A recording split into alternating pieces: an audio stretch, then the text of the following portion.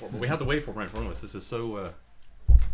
90s? I don't know. When did you have... When did waveforms... When did people have waveforms in front of them? I think around the... digital music was made around... in different form...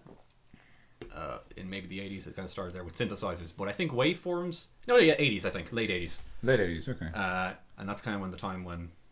I don't know why we're starting with a conversation to start. Hello, welcome. Hello. We can talk about it later. Welcome to... Coffee and Chats. Coffee and Chats. I'm Mikey. I'm Daniel. And we are CNC podcast. Yeah. Is that how we say it? We are CNC? We are CNC, or we're members. I guess we're like the hosts. Yeah, I guess. Right? Like we're like co-hosts, and then we'd have guests. Maybe. Oh. Well, we have no guests today, though. No, we haven't got any guests. We can phone someone in, maybe. Like phone a friend. You get Skype up and just yeah, literally phone it in. Yeah. Well, yeah. No, this is a show. We're going to talk about stuff that we like, really. You know. Yeah, that's the most important thing to talk about. I think so. Sorry, I'm drinking. Very unprofessional of me. That's all right. I'm going to drink too. You can't stop me. But as I was saying, sorry, before the actual show started there, I think the digital music was in really, really old computer form was late 80s when like synth music kind of became a thing, really. Okay, fair enough. Because I watched Dave Grohl's Sound City documentary, and that's how I knew that. So I haven't watched that yet. That's a good film for like if it's mainly about the kind of the transformation of like analog recording, like on tape, and then to like digital recording like this. Okay. Where you have different tracks and stuff, and you can like edit it around and stuff as you want. That would have made a huge difference. Yeah, obviously. Yeah. And people like some of the elitists are like, oh no, you have to keep the old ways and the musical like the mistakes are what make the musician, really. That's kind of like the argument towards that. That's really interesting. And Sound City's all about this really big kind of famous desk called the Neve something or other, but it's the Neve anyway. I think that's what it's called. And they were to get rid of it, so Dave Grohl bought it and decided to bring like a lot of musicians over to just record a bunch of songs and stuff. And that's cool. Good film, but that's that then. That's really interesting. I was listening to something where people were saying, I didn't quite manage to get a sentence out there. I was listening to something where there was this really interesting argument that before sort of the advent of recorded music, there was no such thing as like a version of a song. Like the creation of recorded music has made it work like, you know, you listen to say I'm trying to think of a Foo Fighters song and I can't, like Learn to Fly, great song. Yeah. You're listening to Learn to Fly on, I don't know, YouTube or Spotify or whatever, and like that's what Learn to Fly is. So like then you go to a concert and if they play it differently, you think they've played it wrong, but like that isn't how music works. Like, you know what I mean? Like it's their song and like how they play it is almost how it is meant to be played. So like before then, when you just have performing artists, they would play a song, but obviously every time it might come out a little bit different based on the acoustics in the room or, you know, any number of factors. But after that, when recorded music became sort of the de facto way to listen to music, and like people would think that like there was only a way to play and listen to a song, which I thought was really interesting. That's like I don't like Rory Gallagher he did like a studio album once, but he never released it. Like they only released it after like recently for like an anniversary of his death kind of thing. But he would only ever play live, and all his albums would just be live albums, and he just kind of like I guess he just didn't really like the studio album thing, you know. That's cool. But all right, so I think I've run out of knowledge about music now, so I'm gonna segue seamlessly into something else. Seamlessly. We can have like some kind of transition here, like a little musical transition. So what do you think about this?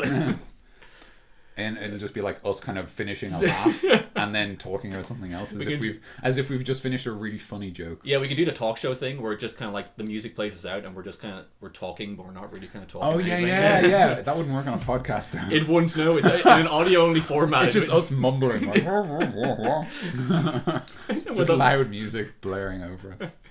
Anyway, what do you want to talk about? You wanted to seamlessly segue. I picked up GTA 5 yesterday. Oh yes. Rockstar's a little game called GTA 5. Oh yeah. You might not have heard of it. No, I don't think. It's pretty. I mean, you know, it's a little bit obscure. Yeah, well, I've heard of it because I'm a cool dude when it comes to knowing all these like indie games and stuff. So my God. Of course I would have heard of GTA 5. Like I can't stop your rampage. But I've been playing it for maybe about 3 hours now. Played a small bit of the story. It was quite good.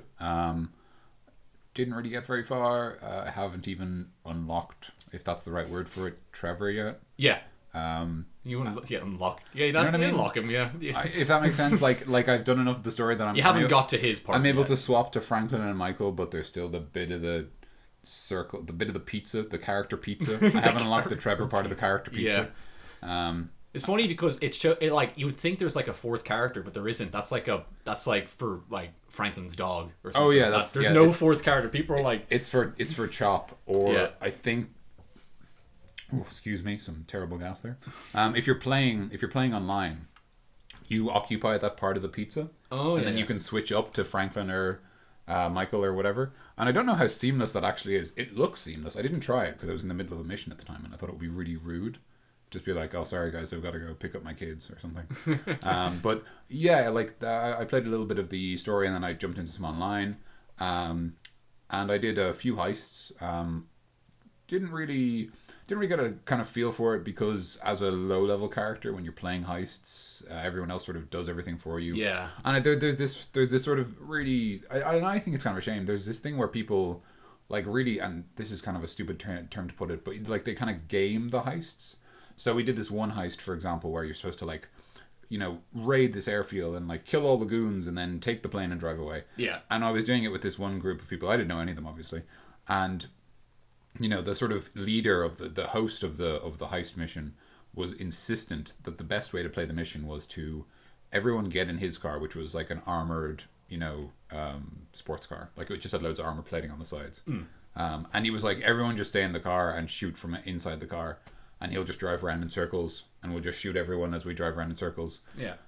Which was like fine, but it didn't really feel like that was how the mission was meant to be played. And it was really sort of boring because there was no risk involved. Oh yeah. You just sort of, you know, and then invariably what happened was this one guy wearing a pink mask kept getting out of the car and then dying. So he did the mission like 4 times. The online community of any game really, of any game has that one guy all the time. There's as I was telling you earlier on, really, when you mentioned it, it's a game that you need to have your mates, really. For a lot of online games are like that these days, but that means like you and all your mates have to buy the game separately and stuff.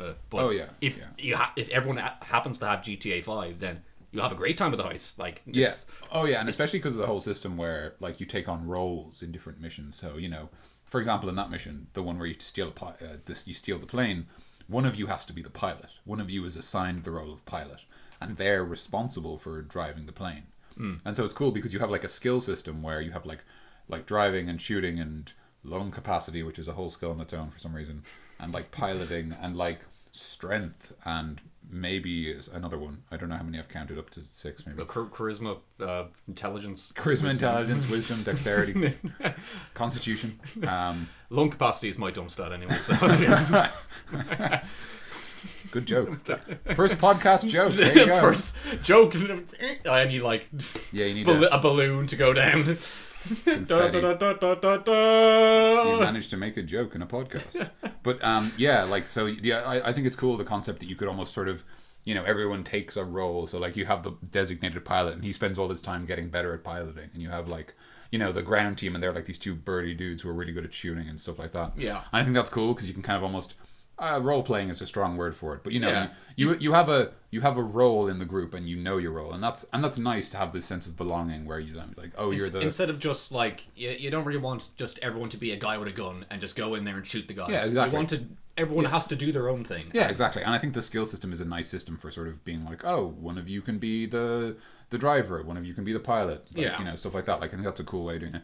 I don't know if there's any limit on sort of growing your skills per se. So like hypothetically, if you play long enough, you could have all your skills maxed out and do every role, which is fine. But yeah, I thought it was kind of cool. Yeah. So I've only played the story myself, but because I played it a while back before like GTA Online was a thing, and it was like when it first came out really. But I haven't got around to it. But I don't have like Xbox Live, or like I don't have a good computer to play, so I just haven't got a chance yet. So yeah, but fair enough. No, it's good. It seems solid. I've seen like gameplays of it, but honestly, the only complaint is waiting to get onto something, and also just the people on the internet are, you know, they're the internet people. Like look out, people from the internet. The internet, just goblins. It's like the troglodytes from H.G. Wells or something. crawling out of the time machine. Oh no, Murlocs. Morlocks, I don't know. Yeah, I can't remember. I think you're right. I think it's Murlocs. Murlocs. Maybe. But yeah, that's what I've been playing most recently. Yeah. And before that, I was playing some StarCraft 2, Wings of Liberty. StarCraft 2, classic. And before that, I was playing StarCraft 2, Heart of the Swarm. Yeah. I played it once, but I know it's classic. A classic. I'm just going with the flow here, but I know it's one of those real time strategies where people really like it. It's just a really solid one though, like because I played a couple of like skirmishes from it. Yeah. Like I haven't played online much, but I played like it's a solid. RTS. Sorry, yes. as the lingo. As the lingo goes. But yeah, I think it's like it has a really, well, I don't know if it does anymore. I've heard that the esports side of it is sort of suffering a bit. But I know it has, it did anyway have a very active online community. But to be honest, I was mostly in it for the story. Yeah. Because just when I bought Wings of Liberty, I bought it at the same time as all my friends were buying it, which is the best reason to buy any game. And we were all like just playing through the story mode, and then we sort of jumped online and played a few games together. A mutual friend of ours, Mr. Owen Byrne, actually did very well. Went to like platinum rank, which is good. That's good. Platinum's like good. You can tell because it's a valuable metal rather than a valueless metal like bronze. But yeah, the ultimate metal, bronze. Shameful bronze. But he did quite well, and the rest of us kind of didn't bother that much. But it was a good game. But I definitely found myself mainly playing it for the campaign, and it has a really solid campaign for an RTS. That's good. A lot of sort of themed missions, a lot of missions with like really unique ideas, like the mission Infested, where you sort of set up a base and like every night it's attacked by zombies, and every day you have to go out and sort of purge the zombie structures. So it's kind of this, sort of just like, it was a really simple concept, but it plays really well, and you get it immediately and stuff like that. It's all like very sort of well designed, a lot of fun. There's a great mission called Breakout where you play as Tosh, who is this sort of voodoo sneaky man. Which might sound racist, but hear me out. Wait, I'm not racist, but yeah, he's like, his whole thing is that he has to like sneak through this level. You're almost playing it sort of like League of Legends, sort of like a MOBA where you're controlling a single character rather than an army. But you're doing it in the sort of situation where you're backing up an army, you're on this prison planet and you're breaking out all your friends, and like, your allies are being controlled by the AI, and you're sort of assisting them and stuff like that. It's a really, really cool mission, and it's a lot of fun. And like, it's genuinely like a really solid campaign. And for some reason, Heart of the Swarm like didn't grab me in the same way, which is the reason that I was playing Heart of the Swarm and then Wings of Liberty, because I kind of went back to it after playing Heart of the Swarm to see if it was just fond memories. But I did actually find that, for whatever reason, Heart of the Swarm doesn't grab me in the same way. Might be because the Zerg are much less sympathetic protagonists. Like, they are literally like an all-devouring swarm of like monsters, like literal monsters. Yeah, it's hard to. And whereas, the characters from Wings of Liberty are like the sort of basically the Rebel Alliance from Star Wars. They're like the ragtag bunch of pirates who are trying to save the world. That's cool. I need to play a bit more real-time strategies, because I played Age of Empires 2 and Age of Mythology, and that's it. And I kind of, whenever I play another real-time strategy, I'm just like, this isn't Age of Empires 2. Wait a minute. I've been had. I've been had. No, but that's already, because I just, like, if you look at my collection there, I have Age of Empires 2, the two blue things there, Age of Empires 2 and Age of Mythology. I also have two Star Wars real-time strategies. Empire at War, I think they were. Oh, and okay. They were like, you had to do like land battles and space battles and stuff. Yeah, I remember that. I got it during a Steam sale, and there was this really interesting concept where you like loaded, you like put units on ships and sent ships to planets. Yeah. And then instead of having like building bases, you just had that many troops, and you couldn't bring any more to that battle, so you kind of had to choose how many you were sending. Yeah, it was a really interesting concept, actually. It is, yeah. Unfortunately, it kept crashing, so I stopped playing it. But I also, I remember, because I got Empire Earth, which was, I got that for €2 in somewhere in Wexford, I think. But that's pretty good. I just got it for €2 or something, and it's like, I remember the gimmick of the game was you start in like the Stone Age and you end in like the future. The future. The future. Welcome to the future. What? But I just that, and also the editor was good because you can like make different troops with like different stats. So what I did one time was like reenacted 300, where I made like they were Spartans and I brought up their stats really high, and I just had a bunch of Persians on the other side, and I just see where it went from there. Really, that's a cool idea. It was pretty cool, yeah. But that's did they lose? I think so, yeah. I mean, actually, I remember they were too good, so I kind of had to nerf them down a bit, and I was like, I have to, stop! You're breaking history. No, but yeah, no, it was pretty fun. Yeah, but that's not that. They're the only real-time strategies I played, so I need to get into a bit more of them. They've always been a fun concept to me, but yeah, they're really like they're always a game type I've been attracted to. But I do find that there's this sort of there's this thing where a lot of real-time strategy games, like the winning isn't in the macro strategy, it's in the micro. Yeah. Sorry, not the macro management, but the micromanagement. So like micromanagement is like being able to very specifically say, oh, this unit should do these 3 things and this unit should do these 3 things. Like all my say, basic soldiers should use their boost ability every 3 seconds or whatever it might be. Whereas macro strategy is sort of more like upscaled. It's more like I should build like I should build a base like this. I should build structures here for defense. I should I should use these units to feint while my real offensive is over here. Or whatever. Yeah.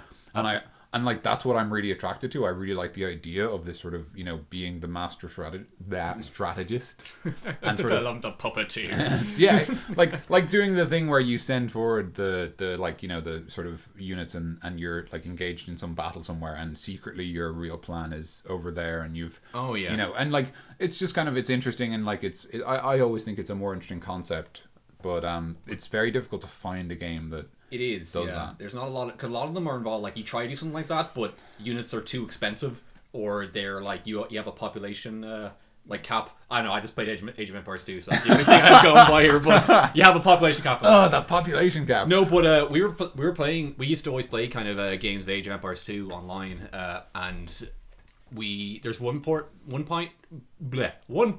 Yep. Where a mutual friend of ours, Jack Clinton, was secretly making a wonder, which if you don't know, the wonder, if you build it, win. You win, basically. Kind of like a wondrous big giant building that takes forever and lots of money. But Jack was secretly making it. So people were killing my little civilization, and I put into the chat like, here lads, Jack's making a wonder. And they're like, oh right, and no one stopped him. And then like he did it, and like he did it, but like right before we threw everything we had at him, and then he just like happened to keep rebuilding and stuff and killing our dudes, and like little arrows coming out of the towns and stuff. And then and then he won. But we're doing it again one time with another friend, Jonathan, who's really good at the game. He loves the game to bits. He is. He's very good. But he's very good at the game. But we were like, oh, there's no way we can beat Jonathan. How about we build a wonder? And then we were building a wonder, and we were getting it sneaky by. We were sneaking by with it. But we built it, and I realized that the countdown for winning didn't start. And I was like, shit, did he turn off wonder victories? You bastard! Like he turned it off, and then every time we see him, like, God damn you, we could have won. You turned off the wonder victories. And like, yeah, that's a cheap way of winning. Like, no, it's not. It's an actual strategy. Like, but I wasn't happy with that. I'm very crap at the game, to be honest with you. I'm very crap at real-time strategies when I'm actually against players who know how to play. But they're fun, I guess. I like playing the story modes of. Yeah. Age of Mythology has a very good story mode, I remember. Oh, okay. Is it based on mythology? Kind of. It's kind of like done in a weird fan fiction-y way of mythology, where like the Greek mythology happens to just come by the Egyptian mythology, and then the Egyptian mythology goes by It's just a weird fan fiction of. It's fun though. It's like there's different like maps and like there's different ways of like doing a mission, which kind of you need for a game like that. Yeah, that's fair. It's pretty enjoyable. Yeah, I don't know. I remember one of the games that I thought came kind of close to the idea of, the sort of macro strategy was Company of Heroes, which is the World War II real-time strategy by Relic, who also made Dawn of War. Okay, yeah. It's kind of like Dawn of War in that you don't build like individual dudes, you build like squads of dudes. So when you build like an infantry squad, you get like 5 infantry guys or whatever. Like instead of as you would see Warhammer, it is Warhammer, right? Not Company of Heroes, but Dawn of War. No, Dawn of War. Yeah. But there was like a lot of interesting stuff where like units would last a long time, which is sort of crucial to the idea of the macro strategy and the feint, and like, you know, kind of holding your enemy at certain points, that like enemies don't just kind of explode into giblets as soon as they get shot or whatever. Like they've got a bit of health behind them. Yeah. But I don't know what sort of, you know, system they were using, but for whatever reason, whenever you played like a skirmish with the AI, they would without fail like loop around your actual offensive and just attack your base. And they just have like this one squad of dudes just spraying bullets at your HQ. And it didn't do any damage. It was just really annoying. Because you had to like get someone to deal with them. It was like cleaning up after a child, you know? It was just really weird. And like it happens without fail in any game, in any Company of Heroes skirmish I did. So it just drove me away. I just ended up playing the like sort of certain campaign missions were really good. There was a great one where you had to defend a French town from the Germans, and it did a really good job of like, you know, you build these kind of holdout points, and they really, really slowly and gradually just get overrun because you just keep being attacked, and you know you don't have enough resources, you don't have enough like men, you don't have enough time to defend everywhere, and you just keep being knocked back, and like you've kind of got a base of operations, and you in a church, and like, you know, you kind of slowly pull everyone back to the church, and you're just trying to hold the church, and like the counter's timing down, and there's like 2 minutes left, and you're like, come on, and you're trying to build like a heavy weapon squad because you need someone to hold the left building or whatever. And it was actually it was a great mission, and like if the whole game had been that good, that's cool, would have been awesome. But yeah, like I thought it was super solid. Now that's what I like. I like the like really tense moments and the really sort of, you know, you're having a really sort of actual strategic conflict instead of sort of getting kicked in the, you know, I don't know, getting ass slapped by the AI while you're trying to have a sword fight with them. It's just like really inappropriate, you know. You're like, what the hell are you doing? I'm trying to have this is not what I asked for. That's good analogy, Daniel. Thank you. I try my best. That's So what about you? Have you been playing anything? Playing anything? I started the first Mass Effect again. I haven't played it in ages, and my girlfriend never played it. So I was like, I play Mass Effect. No, we'll play it together, which normally involves me playing it while she watches. But okay. She's fine with that, like as she says. But we were playing it, and we made it was like, I never actually got to make a female Shepard before, which I've heard that the voice actor who plays her is a lot more emotive than the male Shepard, who's just like, really, yeah, I've heard, and she actually is kind of, but it's maybe in the later one, but in the first one she's kind of Shepard, like the typical. But I know a lot of people like to play as femme Shep instead of Shep, so, or male Shep. Sorry, male Shep. Yeah, DC, so inappropriate. Don't know what to do with you. I'm just playing again, and I just got to a bit, and I don't know, but I was looking through Steam there. I need to play Knights of the Old Republic again. Actually, it's been a while. I remember you said that you were playing it recently. I started playing it, the first one, and it was quite good. And I was just on a planet. I was like, okay, I guess I'll come back to this at some stage. And I just never have. Yeah. I need to keep playing it, but it's a really long game. I was gonna say it's like Mass Effect, except it's kind of older and longer, so it's a bit more senile and a bit more like. So it's like, I hope you've got your left gauntlet equipped, and you're like, wait, what? That's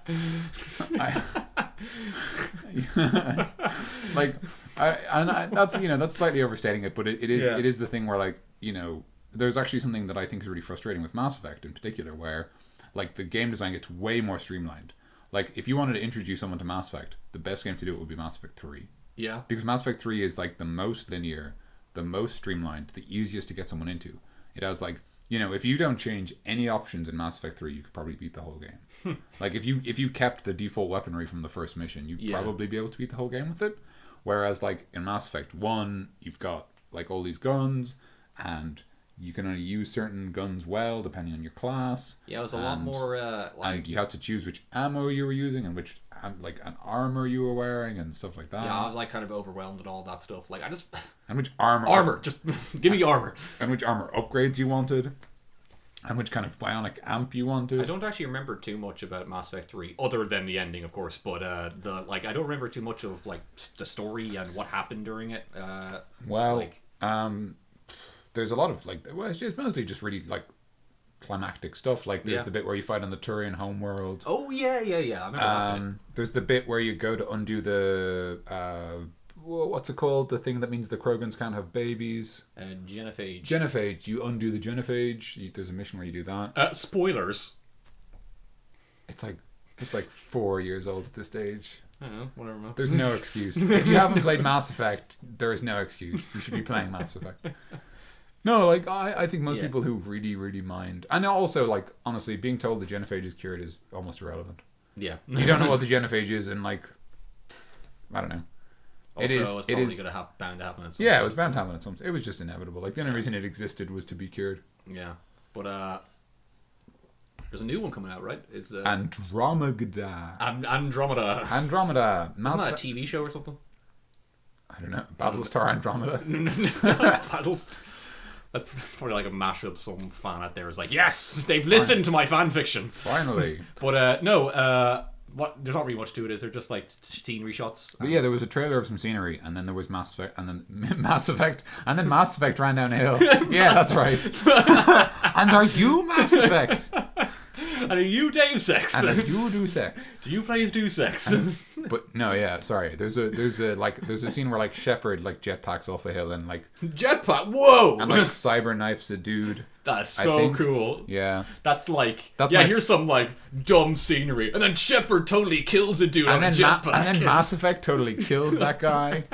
Yeah, it's awesome. On the subject of Deus Ex, did you see the trailer for Deus Ex, the new Deus Ex? I didn't know. I've seen like pictures, and I've seen that's going to be a thing, but I haven't actually watched too much trailers on stuff. To be honest with you, on E3, I haven't seen the E3 that's fine. stuff. I don't tend to watch trailers. I make an exception for like Deus Ex because the first Deus Ex trailer was the best trailer. It was Human Revolution, yeah. Yeah, the trailer for Human Revolution is unfortunately actually, and this isn't an insult to the game, it's actually better than Human Revolution. Yeah. And Human Revolution is an amazing game. It's one of my favorite games ever. But like the trailer is just like perfect. It's just the trailer is fantastic. The trailer's simply and perfect. a lot of people at the time were just kind of like a lot of like press guys were just saying at the time like, no, this game is fantastic. Like just wait until you see stuff on it. And like that was also a nice reassure. Like I know it's easy to like fall into the what the press say, but still I kind of trusted some of them. So I mean like but the new one is called Mankind Divided. Oh yeah. And the story is effectively that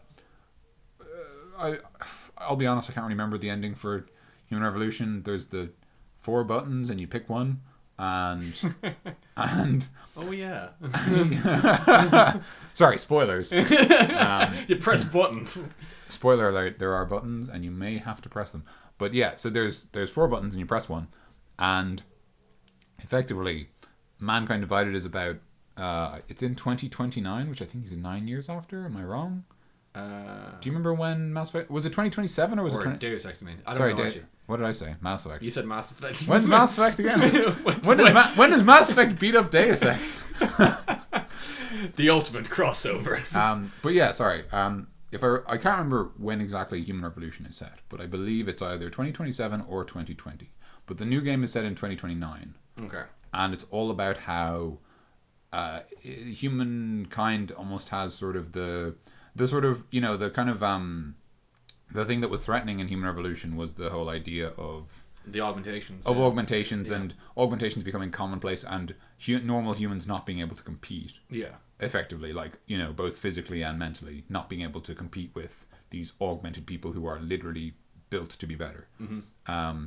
So Mankind Divided, it's not clear exactly what happens, but there is some sort of, like overhaul. There's some sort of political reform. There's some sort of change, and as a result, basically the augmented people are like treated as outcasts. They're shunned.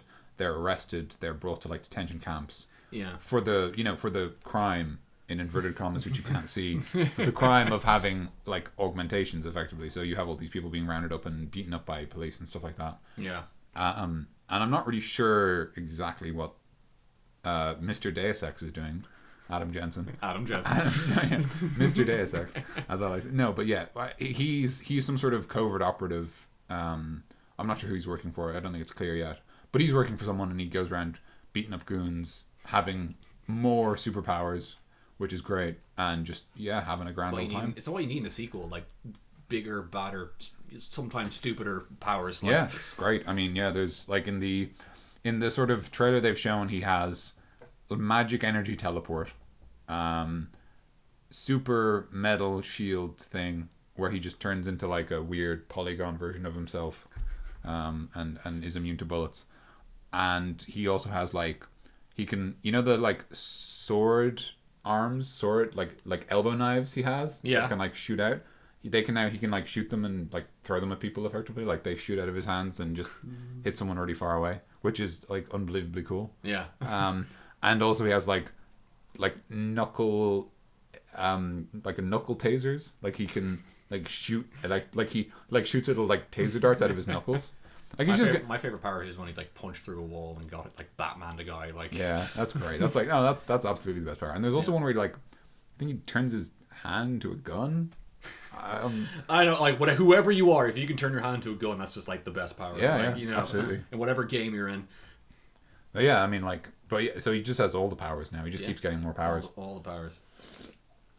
And he can still turn invisible, which is great because that was really useful in the first game. That was a really good game. I need to play it again. I have it. Do I? I feel like I actually don't. I feel like I do. Right there. Oh yes, it's up there. Yeah. We've also got Gears of War. I do. Yeah, Gears of War 1 and Gears of War 2. I never played the third one. Third one's alright. It kind of goes bonkers. There's balloon animals, as in like animals that are balloons. Oh, as in like blowfish, but on the ground. I'll tell you, man. Like, and like they tie like effectively metal baskets to them and fly around inside them. The locusts effectively go all out in sort of, we actually don't need to make sense anymore. They just said that in like a meeting. Yeah, like, yeah. All right, guys, look, we've been sort of this threatening enemy of, conspiracy and stuff, but let's just go all out and break out the balloon animals. I've got nothing left to hide.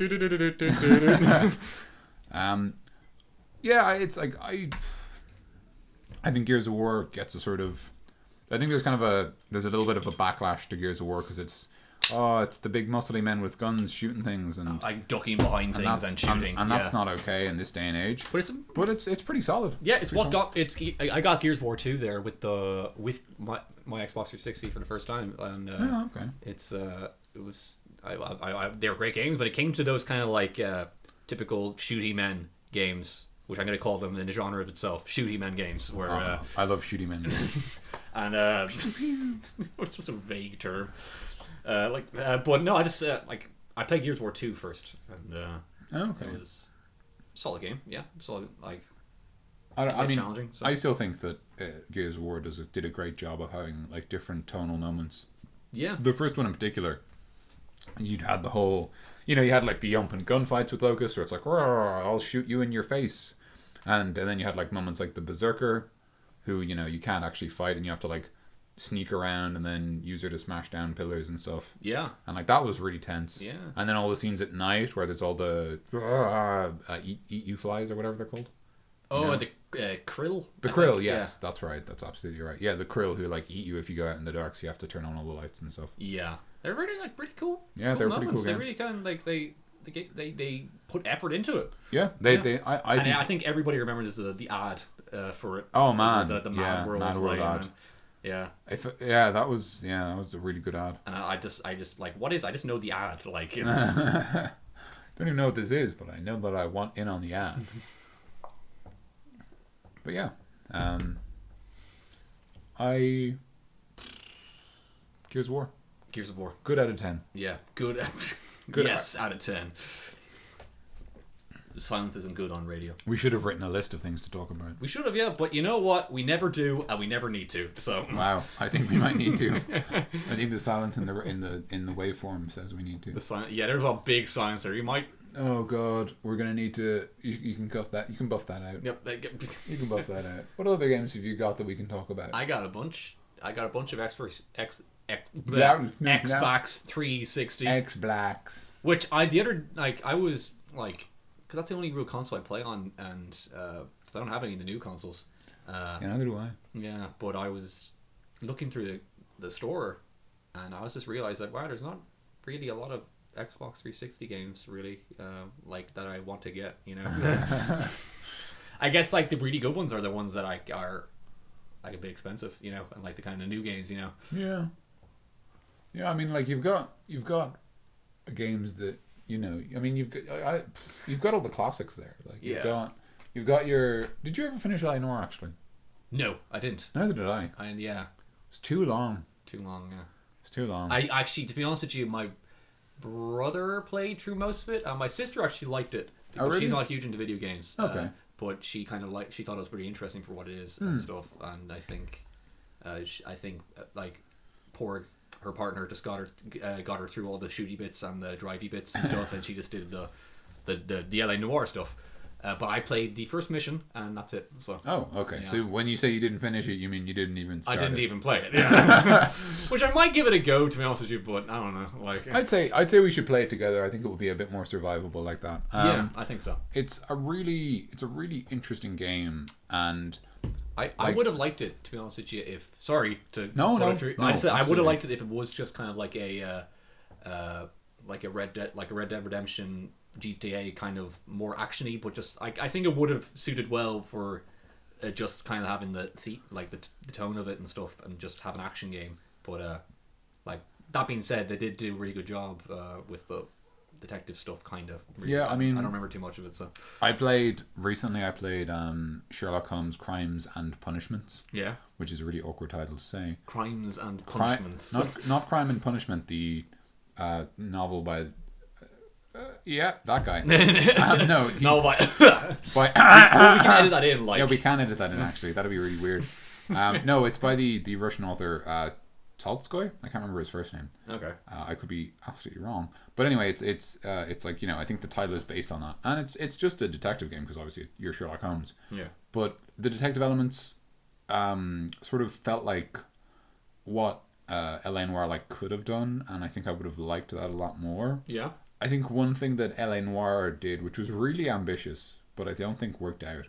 I don't know if you remember, but when you talk to someone, you go, why did you? I don't know. Like the example, for example, to steal an example from someone else, from Zero Punctuation, where he references the Hitler marriage certificate, you can go, why did you marry Hitler? And they go, you've no proof that I married Hitler, and then you present the evidence of Hitler marriage certificate, and that proves that they married Hitler, and they go, oh no, and then you get a little tick to say that you answered the question correctly. But there's a lot of ambiguity, you're not sure whether there's certain points where you're not sure whether you should doubt them or whether the evidence directly correlates to something they've said. I always find funny about the idea of when you doubt them, it's just kind of you think it's going to be like I don't think you did it, or I don't think you did that. In reality, it turns out I'll kill you! I'll arrest you right now! You did this! I will punch you so hard with my police badge that you won't even know what happened. Sorry, that's probably going to hurt someone's ears. I need to make sure I edit that part. Oh wow! Press that part in particular. God, what have we done? I'm so sorry. What have I done? But I really sort of liked the elements of walking around a crime scene, picking up pieces of evidence, examining pieces of evidence. But I always felt like the choice they made, where if you talk to someone and they say, I didn't kill him, I was at the bakery, and then you have the evidence that says they specifically weren't at the bakery, and then it turns out that that's not what you're supposed to do. You're supposed to say doubt because you don't have evidence that says where they were or whatever. Yeah. The game continues even though you've got a question wrong, and if you get enough questions wrong, and I had this happen to me because I didn't do very well in certain parts. I wasn't very good at certain levels. But anyway, what actually happens is the game basically gives you an out. You get told by someone. You basically get like a Deus Ex Machina, where someone just goes, hey, you get a phone call, and they're like, oh, hey, he committed murder in another state, and you're like, he probably did it then, and then you just arrest him. And that's just and the case is over after that. And it's just really weird. Whereas because I heard someone say, and this wasn't an official piece of marketing, this was a piece of journalism, but someone said LA Noire is going to be like GTA GTA meets Phoenix Wright, and I love Phoenix Wright. I love the Phoenix Wright games so much. So when I heard that, I was like, oh my god, I'm infinitely pumped for this game. But the thing that Phoenix Wright does differently is in Phoenix Wright, when you make a mistake, you get told you've made a mistake, and you get given the same choice again. And Sherlock Holmes: Crimes and Punishments does the exact same thing, where if you make a mistake, it just tells you you've made a mistake, and you just do it again. They basically say do it again until you get it right. Whereas LA Noire had the choice to not do that because they thought it would be, I don't know, more organic, I suppose was the idea, more immersive or whatever. Maybe they just thought it would be different. That's almost not important. Was it that if you if you fail the mission, or like inverted commas fail the mission, then you would like it just goes on. Like you have to do another mission after that, you know. Well, it was more like because like the game is broken up into cases. So what happens is, for example, you know, you need to ask someone the right question and get the right answer, and then they tell you something, and you use that to get the next piece of evidence. You know. Yeah. Whereas if you make enough mistakes, the game basically has to intercede and fix your mistakes for you. And so you make like you know the literal like the big mistake for me was like literally that it was like a woman had been murdered. And she'd been strangled with a piece of rope, and her husband was like an ex-sailor and owned some of that rope. But like when I did the interview with him in the police building, the police station, Jesus, police, the hospital. What is it? It's a big building full of doctors. Sorry. Like when I interviewed him, I didn't get enough questions right. Basically, I didn't succeed enough. Yeah. So the game had to tell me, oh, actually, he's a bad man, you should arrest him. And then you can go, oh, we're arresting you. And the case just ends with you doing that successfully. But, like, it was just... Oh, God. It's all right. You all right? Yeah, I'm fine. Okay. But it was just, like, this weird thing where, like, you know, if you don't get enough of the case right, the game just finishes the case for you. And then you're like... Well, then why am I even playing the game? Yeah, where's the game in that? Like, yeah, you could argue that it's equally non-game like that. If you get it wrong, you just have to do it again until you get it right. But that didn't ever feel as bad because generally what I always felt in Phoenix Wright or in Sherlock Holmes would be like, you know, you'd get given, you know, the dilemma where they say, if you think I shot him, where is your evidence? And you've got like two pieces of evidence and you're not sure which one to pick. And you'd be like, all right, well, I'll pick this one. And then you're wrong. And you're like, okay, I'm wrong. It's probably the other one. And then it's the other one. Like 99% of the time, it's the other one and you're fine. But whereas in, you know, LA Noire, you don't have that same sort of safety net, I suppose would be the best way to put it, where you're like, oh, well, it could be either of these two and I'm not sure. And you pick the wrong one. And the game just goes, you've made a mistake. We will never let you fix this mistake. And you're like, oh, well, that kind of sucks. Sorry, I'm nodding a lot, and I realise that this is an audio-based show, so... It's okay, you're just letting me rant. I appreciate it. It's a great format for me to rant. Yeah, it is. Yeah. Because people listening is probably like, wait, how come Mikey hasn't said anything in a while? Like, I could honestly just be off in the jacks or something, and then like you just talking there to the. Oh man, that'd be a great smoke screen. If one of us had to go to the jacks, they just left, and just the other person kept talking. There's like going to be conspiracies of just like I heard that he's not even there half of the time. I heard that it's one guy with two voices. But yeah, no, that's kind of it's a strange way of doing it, and I don't think it turned out as well as they thought it would. But I think a lot of people sort of like. I think a lot of people generally said it's a good game, but they didn't like the ambiguity of the interview system, and they did find that was the biggest failure of the game. Although to be honest, that was frustrating. I found the biggest failure of the game to be the sameness, where LA Noire effectively consists of like 4 parts, like interviews, finding evidence, like doing the sort of walking around a crime scene, chasing someone, and I suppose you could argue chasing someone has 2 subcategories, which are either on a car or on a foot, on a foot, and then fighting someone, and you're either fighting them with your fists or with little fists in bullets and in guns. With your karate. Yeah, you either use your sick army boxing or you're just shooting them with your sick army gun. Yeah. But like that's the entire game. It's like every single thing that happens in the game is going to fall under one of these categories. And in fairness, a lot of games do this. But the thing about LA Noire is that it like really, really strictly separates them. Yeah. So for example, you can only tackle someone during a chase when you're chasing them. Like when you're chasing someone, you press B to tackle. If you press B at any stage other than an official chase, you cannot tackle someone. Yeah. You can't draw your firearm when you're not in a fight. You can't punch someone when you're not in a fist fight and stuff like that. You know, like, and it's really separated and really different, and everything's really compartmentalized. And I don't know, that kind of just wore on me for some reason. Yeah. I reached the stage where like you can actually get your partner to drive you places. When you like, you know, when you set a location, like we need to go here and interview this person, you can actually get your partner to drive. And I just started doing that, and then you can actually skip the driving. You get them to drive, and it's like taking a taxi in GTA 4. Yeah. You get in, they start driving, and you press like A to skip the drive, effectively. Or GTA 5. Or GTA 5, yes, you do the same thing. Although you can't skip the drive if you're online. Yeah. Which makes sense because obviously everything's in real time, but also makes taxis like infinitely worse because it's like driving except not. It's a good way of pausing online. Yeah, that's true. Actually, it's actually a very effective way of like, oh, I need to get home, but it's like 40 minutes away. I'll just get a taxi to take me there and go take a dump. But yeah, I liked a lot of LA Noire, and I guess one thing I feel about LA Noire is like I really want to encourage a game like that to happen again. I want more. I love like detective fiction, and I love investigation, and I love that sort of style of game. Yeah. And I want to see more of it. And so, like, I want games like LA Noire to exist. Well, you could just play Batman. I do, yeah. I love the detective parts of Batman, actually. Actually, that's an interesting point of Arkham. That'll segue me perfectly. Perfect. And it's even more perfect when I mention it. But on the subject of the Batman games, actually, there was a really interesting thing where a lot of people didn't like. A lot of people don't like Arkham Origins, the third game. In fact, there's like this sort of weird thing where some people. Like in some parts of the I can't remember where, but like in certain terms, like the Arkham Knight was referred to as the final game in the trilogy, as if everyone was ignoring. Exactly, yeah, as if everyone was ignoring Arkham Origins.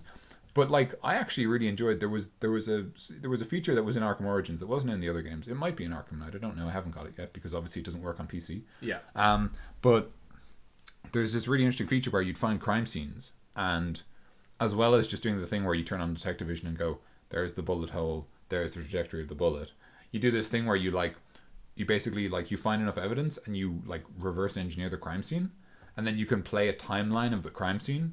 Yeah. So you have like all these little figures representing all the figures in the crime scene, and you're like, oh, this guy walked in here, and then this guy had a briefcase, and then that guy shot him, and he stumbled over here and got knocked into this railing. Yeah. And then the railing collapsed and he fell down there. And then you see all the thing happening. Yeah, exactly, yeah. And you can see it, and then you can go like, well, where's this, where's his key card, which I need or whatever. Yeah. And you can kind of reverse engineer it and like forward it and watch as the key card moves and then go to where it should fall and then pick it up and stuff like that. And then you get to beat up some dudes as well. Ha!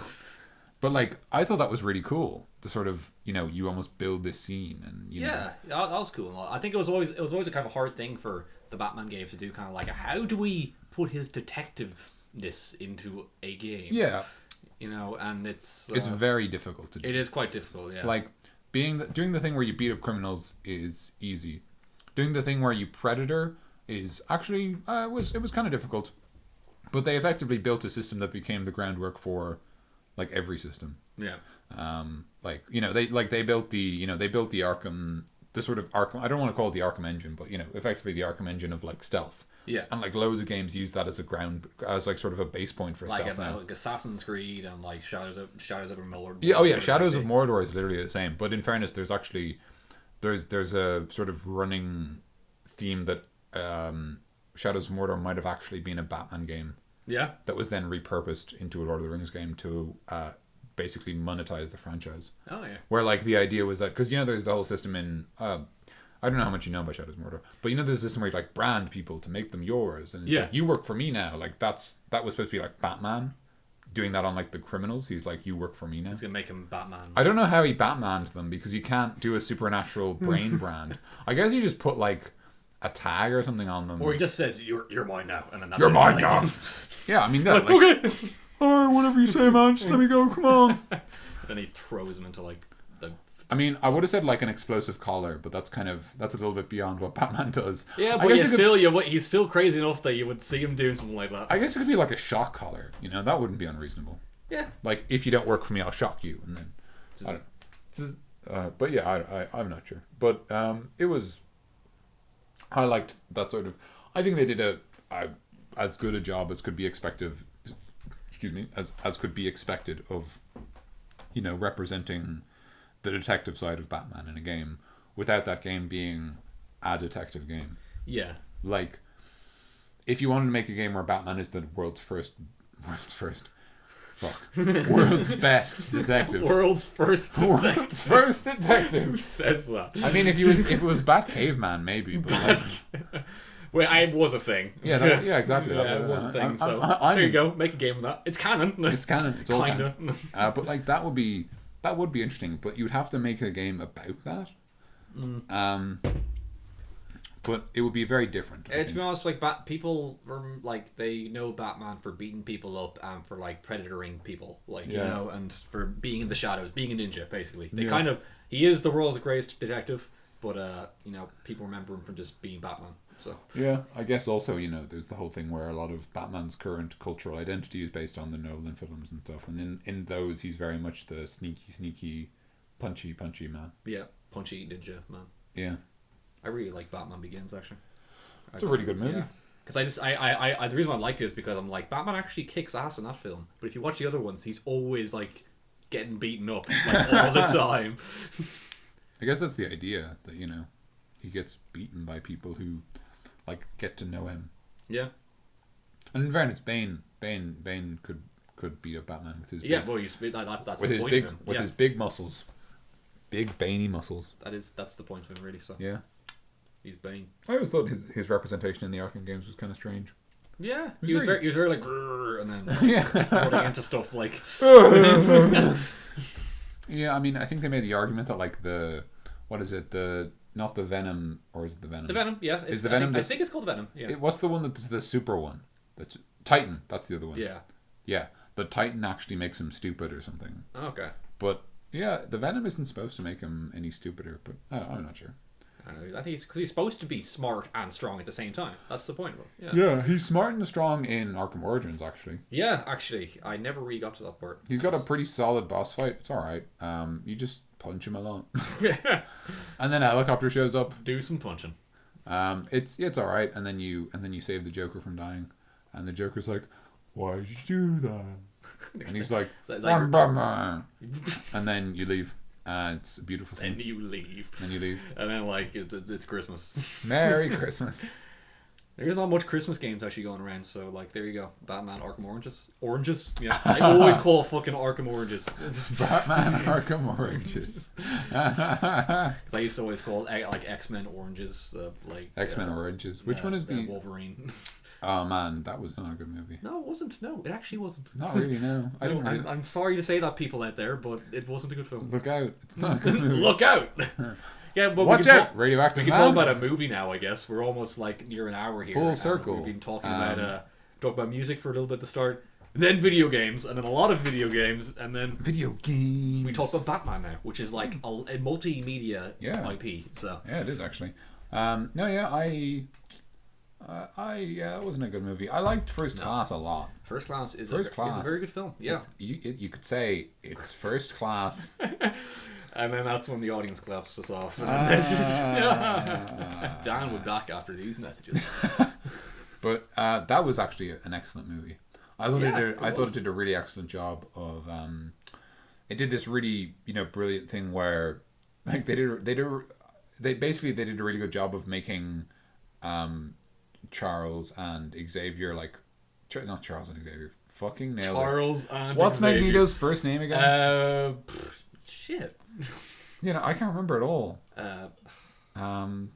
Christ. Well, Magneto and Professor X, they do a really good job of making them like very good friends. Yeah. And they're gonna fall because that has to happen. But they do a really good job of making you regret it, which I think is excellent. I think it's a really, really brilliant piece of definitely. Sort of writing and directing and acting that you watch these two characters and you know what happens, but you still don't want it to happen, and you almost don't understand how it can happen, which is I think really clever. Is Apocalypse supposed to be young X-Men? Like, is it going to be young Professor X kind of? Like, cause I think I saw some pictures where it was James McAvoy's Professor X for I don't know, Apocalypse. Actually. I think because there's only pictures out now. And they look kind of they look very comic booky. Like really? Like Psylocke looks exactly like the comic books. Are they doing the the 1970s one or whatever where they have the yellow spandex? Yeah, that'd be great if they did. It'd be great if they. But Apocalypse always kind of looked pretty silly, but that's just comic books. Yeah. But they kind of made him a bit too much, but it looks all right. But I thought, anyway, back to the main point. I thought I saw James McAvoy on a picture. I'm pretty sure. So I think they're doing that kind of era again. Oh, they're still doing. So that'll be good if they just kept going with that era.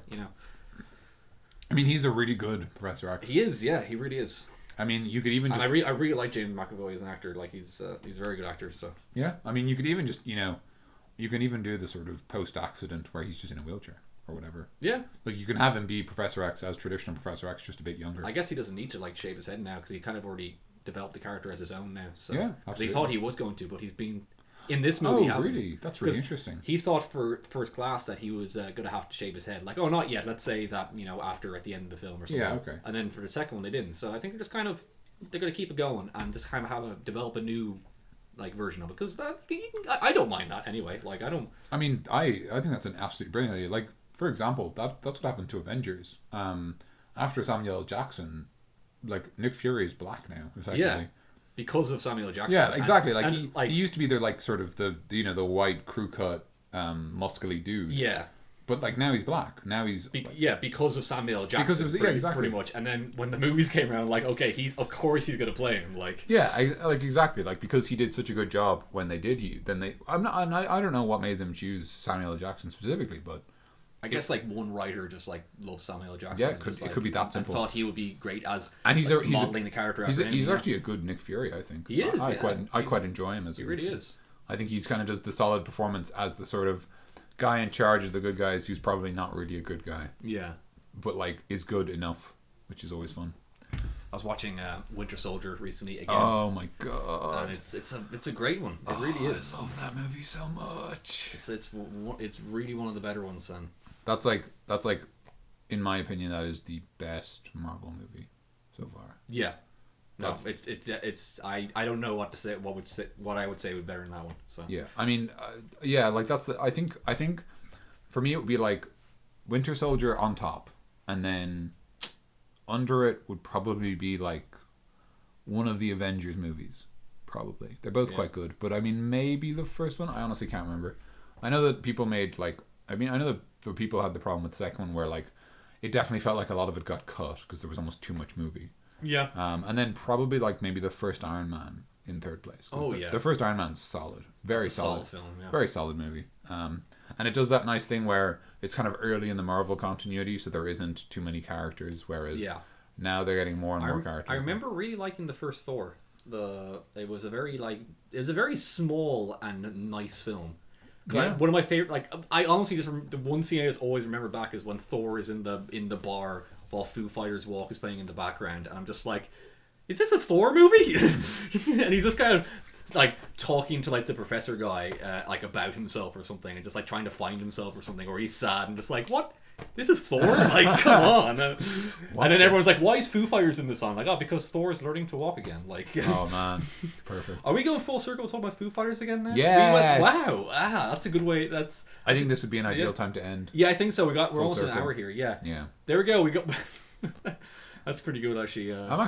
We're never gonna be able to top that. I hope you know. I think we're gonna try and do that. Like, try to replicate it other times. Yeah, that'd be really cool if our thing was that we went full circle every time. Yeah, we should try that. I think we should like give it a go. But anyways, Foo Fighters. We started and end on them. Yeah. So there you go. Look up "Learning to Walk" again, or what's it called? Walk. It's just called. It's just called Walk. It's a pretty good song. It's from great album. One of my favorite albums. Wasting Light. Damn it! I was going to try and get it before you, but I was losing ground in that battle. No. Well, thank you for joining us on Coffee and Chats. Thank you very much. First episode. We'll probably have other ones up soon. Yeah, I like to think we're going to try and make them semi-regularly. Yeah, we're going to try and do that. Yeah, cool. All right, so thank you for joining us, and we'll see you again soon. See you again soon. Bye. Bye-bye.